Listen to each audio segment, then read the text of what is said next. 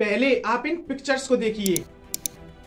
इन्हें देखकर आपको ऐसा लगेगा कि ये किसी अर्थक्वेक या फिर लैंडस्लाइड की तस्वीरें हैं, लेकिन ये कोई साधारण तस्वीरें नहीं बल्कि अफ्रीका महाद्वीप के टूटने का रियल प्रूफ है। और क्यों भारत के ये बड़े शहर और राज्य जैसे गुजरात, मुंबई, गोवा और केरला अफ्रीका महाद्वीप की वजह से खतरे में नजर आ रहे हैं। तो चलिए अफ्रीका महाद्वीप में होने वाले इस रैंडम चेंज को थोड़ा डीप में एनालाइज करते हैं आज के इस वीडियो में।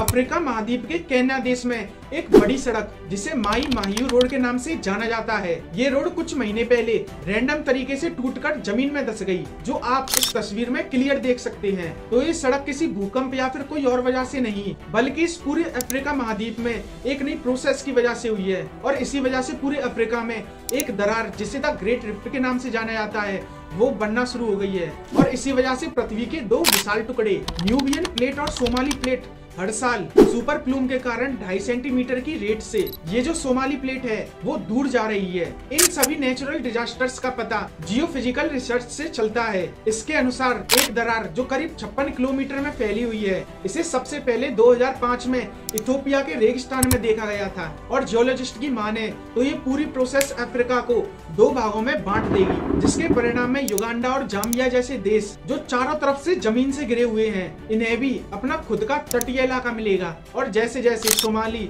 और न्यूबियन प्लेट एक दूसरे से अलग होती जाएंगी और वैसे ही एक छोटे महाद्वीप का फॉर्मेशन होगा, जिसमें प्रेजेंट के कुछ देश जैसे सोमालिया, केन्या, इथोपिया और तंजानिया के कुछ हिस्से शामिल होंगे। तो अब बात करते हैं कि ये दरार यानी रिफ्ट बनती कैसे है। पृथ्वी का लिथोस्फीयर जो क्रस्ट के पास और मेंटल से थोड़ा अलग यानी इन दोनों लेयर के ऊपर बना है और ये कई टेक्टोनिक प्लेट्स में विभाजित है, पर स्थिर नहीं है बल्कि अलग अलग गति से एक दूसरे के साथ चलती हैं। जैसे इंडियन टेक्टोनिक प्लेट हर साल करीब 15 से 20 मिलीमीटर की स्पीड से तिब्बत प्लेट की तरफ बढ़ रही है। और इसी वजह से माउंट एवरेस्ट जो दुनिया की सबसे ऊंची चोटी है, हर साल करीब 5 मिलीमीटर ऊपर उठती है। वैसे तो टेक्टोनिक फोर्स न केवल प्लेटों को हिलाता है बल्कि उन्हें तोड़ने की भी क्षमता रखता है, जिसके रिजल्ट में ये रिफ्ट यानी दरार बन जाती है। और इन्हीं दरारों के कारण नई प्लेट्स का फॉर्मेशन होता है। टेक्टोनिक फोर्स में आमतौर पर होता ये है कि मेंटल के नीचे जो हीट बनती है वो बहुत प्रेशर के साथ ऊपर की ओर उठती है, जिसकी वजह से ये प्लेट हिलकर